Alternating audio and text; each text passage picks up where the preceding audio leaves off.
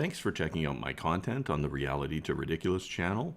I am Simply Secular Dave, and I'm so glad to have you here. The channel has been put together to talk about things in reality which are often seen as ridiculous. I am a white cis male over the age of 50 living in Canada, a former contemporary Christian of 30 years who has since been removed from the church member registry.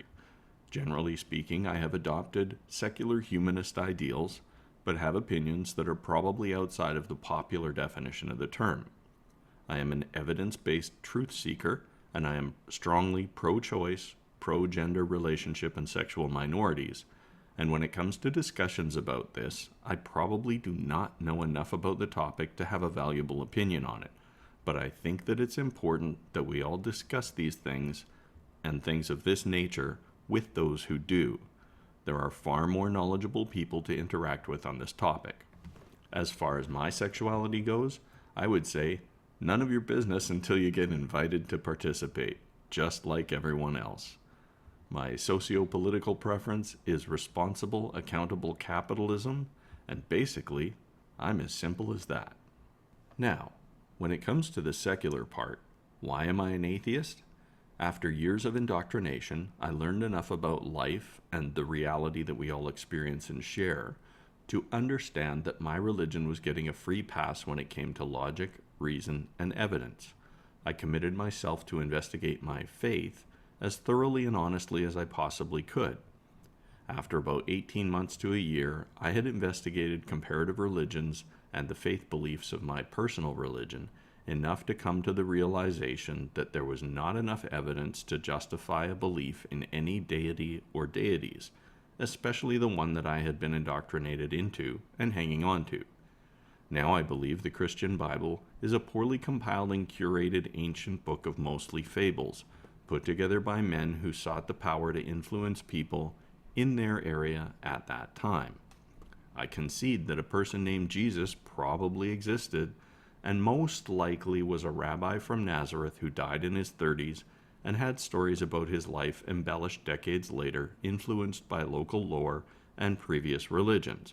But I would argue that the position is almost as likely that the stories of this person were completely made up or a conglomeration of stories about multiple people, possibly apocalyptic preachers speaking out at that time.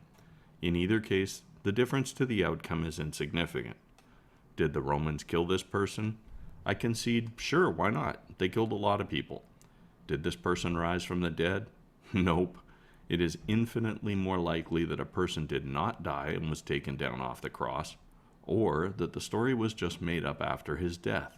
Extraordinary claims of resurrection require extraordinary evidence, and in this case, there is none. I believe that nearly all religions have the same level of evidence for their supernatural claims. Again, none.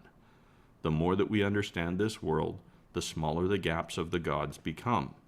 Admittedly, there are very few exceptions like Mormonism, Scientology, Flying Spaghetti Monster, and silly ones like Smurfism, which are clearly and demonstrably false.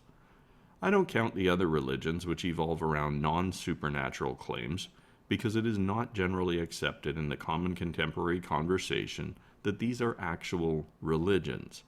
They are like acupuncture or forest bathing or horoscopes or reading tea leaves or playing with Ouija boards. Just nonsense things that people do for fun.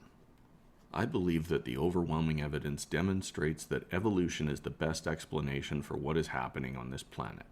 There is more evidence for evolution than there is for any other claim that humans currently know. I believe that the overwhelming evidence shows that a global flood did not happen and could not happen. If you still believe in a global flood, you are wrong. I believe that the more one studies religion and comparative religions, the closer they will come to the realization that there is no supernatural influence on our world.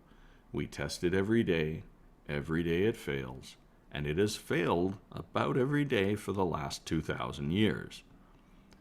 And I believe that there is no place in politics for religious dogma.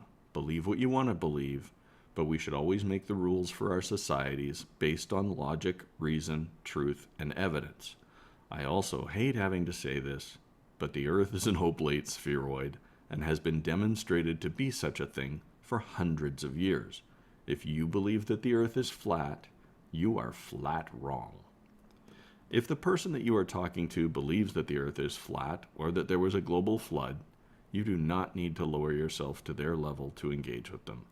They probably don't understand the world, despite being slapped in the face with overwhelming evidence for it every single day.